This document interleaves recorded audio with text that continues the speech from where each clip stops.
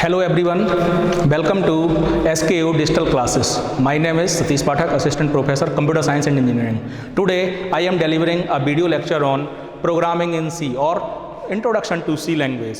So my topic is programming in C language that will help BTech second sem students.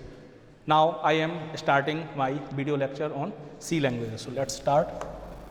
First of all, I want to introduce about C language. सबसे पहले introduction of C language. तो C language सबसे पहले आता है who invented C language.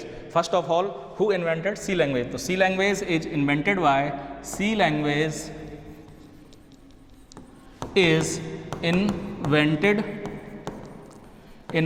by Dennis Ritchie.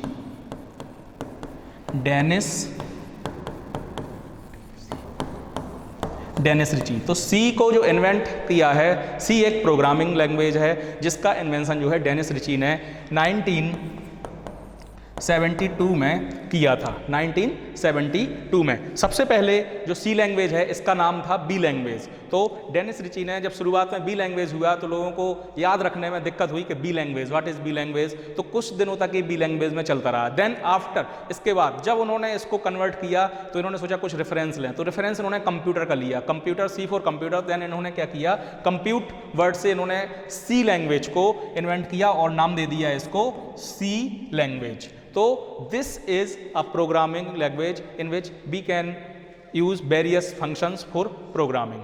इन 1972 में Dennis Ritchie ने USA में AT&T वेल लैब में इसका इन्वेंशन किया और इसमें इसकी एक लाइब्रेरी बनाई जहाँ पे AT&T वेल लेबोरेटरीज में जब इन्होंने C का इन्वेंशन किया तो इसमें कई सारे फंक्शंस को इन्वेंट किया। तो वो फंक्शंस में आपको ड्यूरिंग दी प्रोग्राम मैं आपको एक एक फंक्शन को डिस्कस करूंगा और एक प्रोग्राम अपन लेते हैं एग्जांपल के लिए। C के इंट्रोडक्शन में इतना सफिशिएंट है। डेनिस रिची 1972 में इसका इन्वेंशन किया, AT&T well laboratories USA California.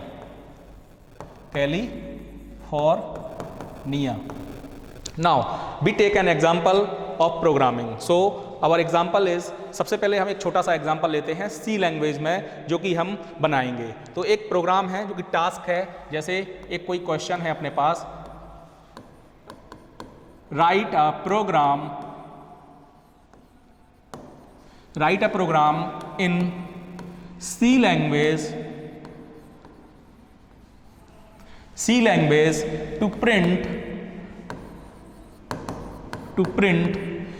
हम जो है कोई भी टेक्स्ट जो है प्रिंट कर सकते हैं। सबसे इजी और सबसे छोटा प्रोग्राम की मदद से मैं आपको C के बारे में थोड़ा सा आपको समझाना चाहता हूं। तो मान लीजिए मुझे कोई भी टेक्स्ट जो है प्रिंट करना है, तो लेट अस कंसीडर, हम सबसे पहले यही मानते हैं कि हमें अपने यूनिवर्सिटी का नाम प्रिंट करना है। तो मैं बोलता हूं write a program in C language to print Shri Krishna university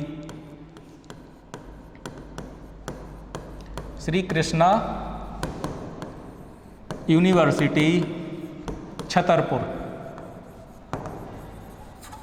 हमें एक ऐसा प्रोग्राम बनाना है जिसमें हम एक ऐसा C का प्रोग्राम बनाना चाहते हैं जिसमें कि हमारा क्या प्रिंट होके आ जाए, श्री कृष्णा यूनिवर्सिटी। तो C जो है वो बोर्ड एंड मॉडल पे खुलता है आपके कंप्यूटर में। C का एक अलग से पूरा सेटअप रहता है, एक आपका सेटअप रहता है जिसमें C की लाइब्रेरीज बनी हुई है। C की लाइब्रेरीज में जो है अलग अलग ऑपरेशंस, जहाँ पे अलग अलग फंक्शंस जिनका जहाँ पे यूज़ होना है वो आपको C की इनबिल्ट फाइल है, उसमें आपका इनबिल्ट लाइब्रेरी है जिसमें पूरा का पूरा आपके सारे सारे फंक्शंस जो है इनबिल्ट हैं जिनके माध्यम से हम कोई भी प्रोग्राम को एग्जीक्यूट और रन कराते हैं, कंपाइल कराते हैं, रन कराते हैं। तो हम एक ऐसा प्रोग्राम बना रहे हैं जिसमें हमें ए प्रिंट चाहिए कि हमारा ए प्रिंट होके आ जाए श्री कृष्णा यूनिवर्सिटी छतरपुर, या welcome to Shri Krishna university Chhatarpur. अपन ऐसा भी कर सकते हैं, टू प्रिंट वेलकम टू, जोड़ दिया है मैंने, ऐड कर दिया है, welcome to Shri Krishna university Chhatarpur. ठीक है, हम अपने प्रोग्राम में जो C का प्रोग्राम बनाएंगे हम उसमें ऐसा प्रिंट करना चाहते हैं कि हमारा जो आउटपुट आए वो टॉप से क्या आए, welcome to Shri Krishna university Chhatarpur. So let's start the program. First of all there are header files. Now we write program, C program has include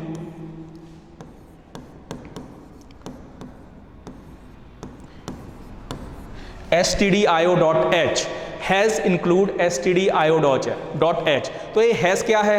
has, इसको तो अपन मैथ की भाषा में हैज बोलते हैं, लेकिन वास्तव में ये हैज है क्या इन सी लैंग्वेज के कंटेक्स्ट में। तो इस हैज को मैं यहाँ आपको एक एक करके ये बताता जाऊँगा कि ये क्या है। हैज को अगर सी लैंग्वेज की बात करें, वैसे तो हैज मैथ की भाषा में अपन इसको हैज बोलते हैं और नॉर्मली भी अपन हैज ही बोलते हैं क्योंकि मैथ से अपन ने समझा हुआ, लेकिन अगर सी की बात करें तो इस हैज को बोलते हैं PPD, जिसका फुल फॉर्म है pre processor directives. Pre processor directives PPD, ये मान लीजिए आप कि एक डायरेक्टर का काम करता है जो डायरेक्शन देता है लाइब्रेरी को कि हमें कौन सा फंक्शन कब चाहिए है इस पर्टिकुलर प्रोग्राम को एग्जीक्यूट करने में। तो ये हैज जो है सी लैंग्वेज में एक डायरेक्टर का काम करता है जो डायरेक्शन देता है, निर्देश देता है। तो हैज डायरेक्टर मान लीजिए एज डायरेक्ट कर रहा है। Has include simple English word है, इंक्लूड करिए।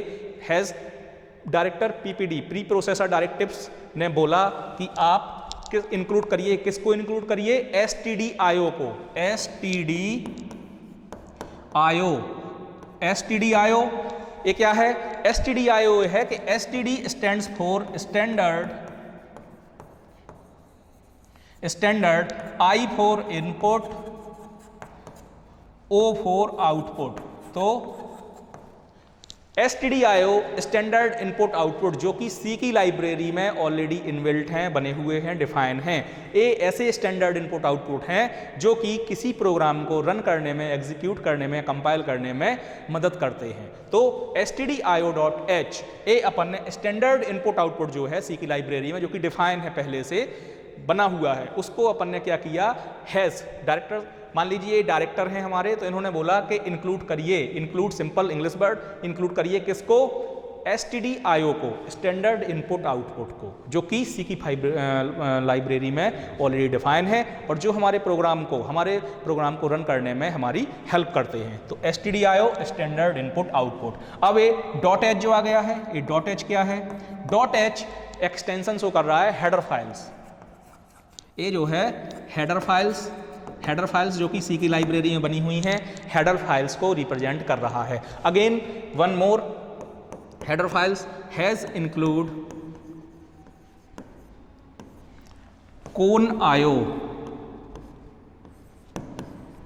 conio.h, अगेन सेम ही है, हैज इंक्लूड conio। अब यहां पे एक नया वर्ड आ गया है conio। इसका मतलब है कंसोल इनपुट आउटपुट। इसका मतलब है कंसोल मीन्स होता है आउटपुट, डेस्कटॉप। मतलब यहां से हमें ऐसा इनपुट आउटपुट हमें क्या करना है? ऐसा इनपुट आउटपुट लेना है जो कि हमारे आउटपुट विंडो पे, हमारी आउटपुट विंडो को आउटपुट जनरेट करने में हमारी मदद करे। ये आपका स्टैंडर्ड इनपुट आउटपुट था जो कि हमारे प्रोग्राम में, हम जब प्रोग्राम बनाते हैं तो उस पर्टिकुलर प्रोग्राम में हम जो भी फंक्शन लगा रहे हैं या फंक्शन को कॉल कर रहे हैं, उन फंक्शंस को चलाने के लिए stdio.h, और जब हमारी बात आती है आउटपुट विंडो की तो वहाँ के लिए conio मतलब कंसोल इनपुट आउटपुट। कंसोल का मतलब मीन्स है डेस्कटॉप और आउटपुट। तो यहाँ पे ये वाली हेडर फाइल जो यूज की गई है, ये पहली वाली इनपुट के लिए, दूसरी आपकी आउटपुट के लिए। तो ये आपका दो हेडर फाइल्स जो है सी के प्रोग्राम में अपन ने यूज कर ली हैं। अब नाउ अगेन आगे बढ़ते हैं। वॉइड मेन, वॉइड जो है एक रिटर्न टाइप डेटा है, वॉइड जो है रिटर्न टाइप डेटा है, और मेन यहाँ से आपकी बॉडी स्टार्ट होती है किसी भी प्रोग्राम की। आप ये मान लीजिए कि मेन में ही सारा प्रोग्राम जो है बना हुआ है, ठीक है। हाँ, यहाँ पे एंगुलर ब्रेसेस के अंदर अपन ने इसको सेपरेट किया है, अंडरस्टूड है। वॉइड मेन आपका रिटर्न टाइप डेटा है, कुछ ना कुछ अगर लेगा तो वो देगा। मेन बॉडी यहाँ से स्टार्ट होती है आपके प्रोग्राम की। तो यहाँ से हम अपन बात करें, यहाँ पे सबसे पहले अपन क्या करेंगे, वॉइड मेन के बाद अपन ने ये आपका एक ब्रैकेट जो है खोला, यहाँ पे हमने लिखा है CLRSCR। अब ए वाला सबसे पहले जब अपन कोई भी वर्ड टेक्स्ट लिखते हैं तो वो सिंपल एक टेक्स्ट होता है, जैसे मैंने लिखा है हम मैन, तो ये मैन MAIN मैन इंग्लिश का भी वर्ड हो सकता है, लेकिन जब मैंने इसके आगे एक स्मॉल ब्रैकेट लगा दिया है तो अब ए आपका मेन जो है ये बन गया है फंक्शन। क्या बन गया है? फंक्शन। मेन जो है फंक्शन बन गया है। इसके बाद और बात करें, अगर मान लीजिए मैं किसी भी टेक्स्ट या वर्ड के आगे मैं एक ब्रैकेट लगाता हूँ स्मॉल, और देन उसके बाद मैं एक सेमीकोलन लगाता हूँ, तो वो फंक्शन तो है ही, लेकिन सेमीकोलन लगाने से मतलब ये होता है कि मैं इस पर्टिकुलर फंक्शन को कॉल कर रहा हूँ, बुला रहा हूँ अपने प्रोग्राम की सहूलियत के लिए, अपने प्रोग्राम को एग्जीक्यूट करने के लिए उसकी मदद चाहिए है हमें, इसलिए हमने CLRSCR लगाया हुआ है। CLRSCR एक फंक्शन है जिसको हम कॉल कर रहे हैं अपने प्रोग्राम के एग्जीक्यूशन के लिए। CLRSCR स्टैंड्स फॉर, CLRSCR का फुल फॉर्म क्या होगा? CLRSCR इसका मतलब होता है क्लियर। ये 2 वर्ड को कंटेन किए हुए है, 2 वर्ड्स को कंटेन किए हुए है। CLR मतलब क्लियर और SCR means screen, clear screen. तो क्लियर स्क्रीन तो फुल फॉर्म हो गया कि CLRSCR क्लियर स्क्रीन, लेकिन इसका काम क्या है? इसका काम ये है कि आपके जो प्लेटफॉर्म होते हैं, अच्छा एक चीज़ और, जो यहाँ पे जब आप प्रोग्रामिंग करते हो तो आपको बोर्डलैंड के C मॉडल में जो बना हुआ है उसमें आपको एक ब्लू विंडो मिलती है, जहाँ पे ब्लू विंडो जिसको अपन बोलते हैं कोड विंडो, जहाँ पे हम क्या देते हैं? इनपुट, अपना प्रोग्राम बनाते हैं। और जब आउटपुट आता है जिस विंडो पे, वो विंडो होती है ब्लैक विंडो, जिसको अपन कंसोल बोलते हैं ना, कंसोल आउटपुट, तो वो आपकी ब्लैक विंडो पे आपका आउटपुट आता है। अपन बच्चों को मतलब जब भी मौका मिलेगा तो आपको प्रैक्टिकल करके ही बताएंगे, अभी केवल इसको हम समझा रहे हैं। सिस्टम पे भी कभी अगर मुझे मौका मिलेगा तो मैं सिस्टम पे भी करके इसको बता दूंगा। तो CLRSCR clear screen. Clear screen किस लिए यूज करते हैं? ताकि जो भी पुराने प्रोग्राम्स जो हमने बनाए हुए हैं उनका जो आउटपुट पड़ा हुआ है, जो आउटपुट पड़ा हुआ है आउटपुट विंडो पे, कंसोल विंडो पे, उसको क्लियर करने के लिए हमारा जो हमें आउटपुट चाहिए है, welcome to Shri Krishna university Chhatarpur, हमें ये प्रिंट हुआ चाहिए है। तो ये प्रिंट जो है, ये जो लाइन है, ये हमारी लाइन बिल्कुल फ्रंट से टॉप से आए, हमें कोई भी वहाँ पे गार्बेज वैल्यू ना मिले, कोई भी आउटपुट और पहले से वहाँ पे डला हुआ ना मिले। इसके लिए हम यूज़ करते हैं क्लियर स्क्रीन, ताकि जो भी गार्बेज आउटपुट है, पहले का आउटपुट है, उसको वो क्या कर दे? क्लियर कर दे, और पूरी जो आउटपुट विंडो है वो क्या हो जाए? बिल्कुल क्लियर हो जाए, और हमारा जो आउटपुट है केवल हमारा ही आउटपुट वहाँ पे आउटपुट विंडो पे दिखे। इसलिए हम यूज़ करते हैं क्लियर स्क्रीन का। तो वो पूरा जो कि पुराना वाला आउटपुट है उसको क्लियर कर देगा, और हमारा जो आउटपुट है, जो भी हम प्रिंट करना चाहते हैं, जैसे welcome to Shri Krishna university Chhatarpur, तो ये हमें वहाँ पे आउटपुट के तौर पे यही बस मिलेगा, बाकी और जो पुराना आउटपुट होगा वो पूरा क्लियर हो जाएगा। तो यहाँ पे हमने CLRSCR क्लियर स्क्रीन लगा दिया है। हम इस CLRSCR को अगर नहीं भी लगाते हैं अपने प्रोग्राम में तो भी हमारा प्रोग्राम रन हो जाएगा, चल जाएगा, कोई एरर नहीं आएगी। बस केवल जो पुराना गार्बेज आउटपुट पड़ा होगा वो वहाँ पे मिलेगा, और हमारा जो प्रिंट होके जो आउटपुट आएगा वो पता नहीं विंडो पे कहाँ होगा, क्योंकि जहाँ पे भी उसको जगह मिलेगी उसको वो वहाँ प्रिंट कर देगा। इसलिए हम क्या करते हैं? CLRSCR का यूज़ करते हैं। अब ये अपना CLRSCR होगा। इसके बाद अपन को एक फंक्शन लगाना है जो कि है printf। एक फंक्शन लगाना है printf। printf इसमें C की फाइल में 2 इनपुट और आउटपुट के लिए 2 फंक्शंस का यूज़ किया गया है। एक यहाँ से अपन मैं अभी आपको बताता हूँ, printf और scanf। printf, तो ये printf फंक्शन जो है वो आउटपुट की तरह वर्क करता है। मैं इस लाइन को कंटिन्यू करूँगा। printf, मैं पहले आपको printf scanf इन दोनों चीज़ों को मैं आपको समझाना चाहूँगा। printf जो कि एक आउटपुट की तरह वर्क करता है C के प्रोग्राम में एज आ आउटपुट, और scanf जो है वो करता है इनपुट की तरह काम। तो इसका फुल फॉर्म जो है वो है print function. Print function, print function printf, और स्कैन फंक्शन scanf। जैसे ये यहीं से बिल्कुल अपन को क्लैरिफाई हो रहा है कि जो scanf है वो स्कैन फंक्शन इनपुट है। जैसे स्कैनर जो है अपना इनपुट डिवाइस है, स्कैनर जो है कौन सा डिवाइस है, इनपुट डिवाइस है, तो वहीं से आपका स्कैन ऐप, आप यहां से भी लॉजिक लगा सकते हैं कि स्कैन मींस स्कैनर और स्कैनर तो इनपुट डिवाइस तो स्कैन ऐप जो है वो इनपुट की तरह काम कर रहे हैं।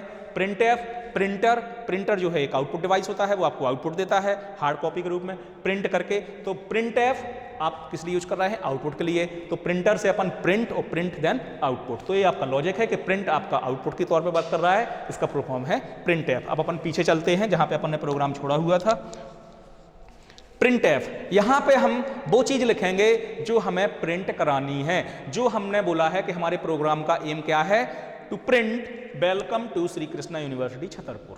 तो हमारा एक प्रोग्राम जो हम बना रहे हैं वो इसलिए बना रहे हैं कि हमें इस पर्टिकुलर टेक्स्ट को प्रिंट करना है, और प्रिंट करने के लिए हमें क्या करना पड़ेगा, प्रिंट नाम की कमांड लगानी पड़ेगी। printf नाम का फंक्शन को हमें कॉल करना पड़ेगा। तो printf नाम का फंक्शन हमने कॉल किया है। printf फंक्शन के बाद क्या करेंगे, जो भी हमें टेक्स्ट चाहिए है हम उस टेक्स्ट को printf में डाल देंगे। तो हमें क्या प्रिंट चाहिए है, वेलकम टू श्री कृष्णा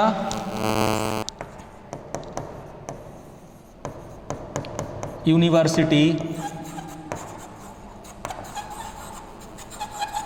छतरपुर। ये हमारा पूरा जो है printf नाम के फंक्शन में चला गया। printf नाम के फंक्शन में देखिए मैंने ब्रैकेट लगाए हैं तो एक फंक्शन है, मैंने सेमीकोलन भी लगाया है। तो इस printf फंक्शन को अपन क्या कर रहे हैं, अपने प्रोग्राम के एग्जीक्यूशन के लिए, रन करने के लिए हम इस पर्टिकुलर printf फंक्शन को हम कॉल कर रहे हैं। और printf नाम का फंक्शन या scanf नाम का फंक्शन हमारी सी की लाइब्रेरी में ऑलरेडी इनबिल्ट है, ऑलरेडी डिफाइंड है कि इसका क्या वर्क है। डेनिस रिची जी ने ऑलरेडी इन चीज़ों को डिफाइन करके रखा है सी की लाइब्रेरी में, सी के प्लेटफॉर्म में। तो printf जैसे ही हम लगाएंगे welcome to Shri Krishna university Chhatarpur MP, इतना हमने करके छोड़ दिया है। नेक्स्ट, यहां से ए आपका फंक्शन हो गया है। देन इसके बाद अपन लगाएंगे प्रोग्राम में गेट ch नाम का भी एक फंक्शन है जिसको हम क्या कर रहे हैं, बुला रहे हैं। क्यों, सेमीकोलन लगा है। अब गेट ch का वर्क क्या है, गेट ch ये जो है इसका फुल फॉर्म है गेट कैरेक्टर मीन्स जो भी टेक्स्ट है उसको आप दीजिए। अब गेट ch का मेनली वर्क क्या है, मेनली वर्क ये है कि अगर अपन गेट ch प्रोग्राम में लगा रहे हैं, इसका मतलब ये है कि हमें स्क्रीन को जो है होल्ड करना है। जब हम प्रोग्राम बनाते हैं और प्रोग्राम को जब रन करते हैं, पहले प्रोग्राम को जो F9 ऑल्ट नाम की होती है, ऑल्ट F9 और एक होती है कंट्रोल F9, CTRL F9। इससे आपका प्रोग्राम जो है कंपाइल होता है। इस शॉर्टकट की से ऑल्ट प्लस F9 आप साथ में क्लिक करेंगे तो आपका कंपाइल होगा प्रोग्राम, और ऑल्ट कंट्रोल F9 अगर करेंगे तो आपका प्रोग्राम जो है रन हो जाएगा। तो हमारी जब हम प्रोग्राम को रन करते हैं, रन करने के बाद कंपाइल करते हैं, तो कंपाइल में आपका एरर बता देता है कि कोई प्रोग्राम में एरर है या नहीं है। अगर नहीं है तो बोलता है आप कोई भी प्रेस की दबाइए, कोई भी की प्रेस करिए, कोई भी प्रेस की करेंगे, देन आपको कंट्रोल F9 से आप उस प्रोग्राम को रन करेंगे। रन करने के बाद आपको आउटपुट मिलेगा ब्लैक विंडो पे। तो ब्लैक विंडो जो अपन जा रहे हैं, अगर अपन गेट ch अपने प्रोग्राम में नहीं लगाते हैं तो वो विंडो 1 मिनट के लिए दिखेगी, और फिर से अपन अपनी कोड विंडो पे, ब्लू विंडो पे आ जाएंगे। जैसे रात में कभी आकाश में बिजली चमकती है तो रात में भी सुबह मतलब उजाला हो जाता है 1 सेकंड के लिए, और फिर से अंधेरा हो जाता है, तो वैसे ही आपको ब्लैक विंडो दिखेगी। 1 मिनट के लिए हम कंसोल विंडो, आउटपुट विंडो पे जाएंगे और तत्काल अपन अपनी कोड विंडो, ब्लू विंडो पे वापस आ जाएंगे। इस चीज को रोकने के लिए, किस चीज को रोकने के लिए कि हमारी जो विंडो है वो 1 मिनट में ही वापस आ रही है, ऐसा ना हो, इस चीज को रोकने के लिए हम गेट ch का यूज करते हैं, गेट कैरेक्टर, ताकि विंडो जो है उस आउटपुट पर रुकी रहे, होल्ड बनी रहे, जब तक कि हम कोई की ना दबाएं, कोई की प्रेस ना करें, ताकि हम अपना आउटपुट जो है आराम से, इत्मीनान से देख सकें। इसलिए हम गेट ch का यूज करते हैं। अगर गेट ch नहीं लगाएंगे तो प्रोग्राम में कोई एरर नहीं आएगी। जैसे CLR SCR लगाने या ना लगाने से प्रोग्राम को कोई फर्क नहीं पड़ता है, वैसे ही गेट ch भी लगाने ना लगाने से प्रोग्राम में कोई एरर नहीं आएगा, कोई फर्क नहीं पड़ेगा। बस उसमें जो CLR SCR का एम था वो इसलिए लगा रहे थे ताकि गार्बेज आउटपुट जो है क्लियर हो जाए, हट जाए। और गेट ch लगाने का उद्देश्य ये है कि जब हम प्रोग्राम को रन करें और जब हमें आउटपुट विंडो दिखे तो विंडो थोड़ी देर के लिए रुकी रहे, थोड़ी देर के लिए नहीं, वो रुकी रहेगी। जब तक अपन कोई भी की प्रेस नहीं करेंगे तब तक विंडो होल्ड रहेगी और आपको आउटपुट दिखता रहेगा। लेकिन जैसे ही आप कोई भी की प्रेस कर देंगे तो आप अपनी फिर से कोड विंडो, ब्लू विंडो पे आप आ जाएंगे। तो इसलिए अपन गेट ch का यूज करते हैं ताकि हमें विंडो जो है रुक जाए। नहीं तो वही होगा कि रात में जब कभी लाइट बरसात में या कभी भी जब आसमान में बिजली चमकती है तो 1 सेकंड के लिए रात में भी लगता है कि जैसे सुबह हो गई हो, फिर से अंधेरा ज्यों का त्यों हो जाता है। तो वैसे ही है कि 1 मिनट के लिए आपको सुबह लगेगी, 1 मिनट के लिए आपकी आउटपुट विंडो आएगी और फिर से आप अपनी कोड विंडो, ब्लू विंडो पे पहुंच जाओगे। तो आप पता नहीं आप कभी कब आउटपुट पढ़ भी ना पाओ, देख भी ना पाओ, क्योंकि एक विद इन माइक्रो सेकंड भी नहीं, तत्काल वो आउटपुट आएगा और तत्काल आप अपनी कोड विंडो या ब्लू विंडो पे वापस आ जाओगे। तो इसके लिए अपन क्या करते हैं, गेट ch का यूज करते हैं। तो गेट ch फंक्शन को बुलाया हमने कि आप क्या करिए, स्क्रीन को होल्ड करिए, हमें अपना आउटपुट आराम से इत्मीनान से देखना है। तो गेट ch का यूज कर लिया, नहीं भी करेंगे तो भी प्रोग्राम रन हो जाएगा, बस आपकी फिर विंडो जो है होल्ड नहीं होगी। तो इसलिए हम गेट ch का यूज करते हैं। गेट ch के बाद जैसे हमने अपना ये वाला जो आपका ब्रैकेट था ये यहाँ खोला था, ओपन किया था, इसको अपन यहाँ पे जाके बंद कर देंगे।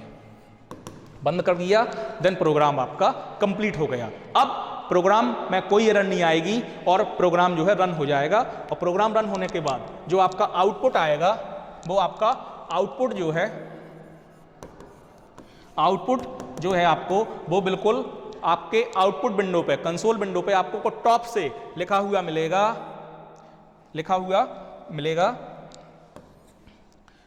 मिलेगा वेलकम टू, जो कि अपन क्या प्रिंट करना चाह रहे थे, welcome to Shri Krishna university Chhatarpur. तो ये आपको वहां पे बिल्कुल टॉप से लिखा हुआ मिलेगा, welcome to Shri Krishna university Chhatarpur. ये हमारा आउटपुट होगा जो कि हमें आउटपुट विंडो, कंसोल विंडो पे मिलेगा और ये आपका प्रोग्राम जो है रन हो चुका है, एग्जीक्यूट हो चुका है, कोई एरर नहीं आई है और उसने आउटपुट आपको दे दिया है। हमने CLR SCR का यूज़ किया था इसलिए हमें कोई गार्बेज नहीं मिलेगा। हमने गेट ch फंक्शन को बुलाया था, कॉल किया था, इसलिए जो आपकी कंसोल विंडो है, जो आउटपुट विंडो है वो क्या हो जाएगी, यहाँ पे होल्ड हो जाएगी। आप आराम से देख सकते हैं कि हमारा जो हमने प्रिंट कराना था वो यहाँ प्रिंट होके आ रहा है या नहीं आ रहा है। तो ये आपका welcome to Shri Krishna university Chhatarpur ऐसा प्रिंट होके आएगा। और भविष्य में जो भी हम टेक्स्ट लिखना चाहें, करना चाहें, जो भी हम सॉफ्टवेयर बनाना चाहें, जो भी प्रोग्राम बनाना चाहें, तो यहाँ से अपन सीख सकते हैं, लर्न कर सकते हैं और भविष्य में जो है कोडिंग भी कर सकते हैं, डिकोडिंग कर सकते हैं और सॉफ्टवेयर को भी प्रिपेयर कर सकते हैं। इसी तरीके से और भी प्रोग्राम है जो आगे आने वाली क्लासेस में हम देंगे, जिसमें हम scanf का भी यूज करेंगे, क्योंकि अभी नॉर्मली हमें प्रिंट करना था किसी टेक्स्ट को, तो हमने प्रिंट किया है। अभी हम इनपुट लेने के बाद आउटपुट देंगे। मान लीजिए हमें सम का प्रोग्राम बनाना है, कोई भी 2 नंबर्स को हमें सम करना है, ऐड करना है, तो उसके लिए हमें printf, scanf दोनों को यूज लेना पड़ेगा, क्योंकि पहले हम 2 कोई इनपुट उसको देंगे, 5 और 4 मैंने दिया तो आउटपुट आपका 9 आएगा। तो इस तरीके से जब हम कोई इनपुट a और b नाम की कोई 2 वेरिएबल देंगे, देन हमें उन दोनों का रिजल्ट मिलेगा। Thank you.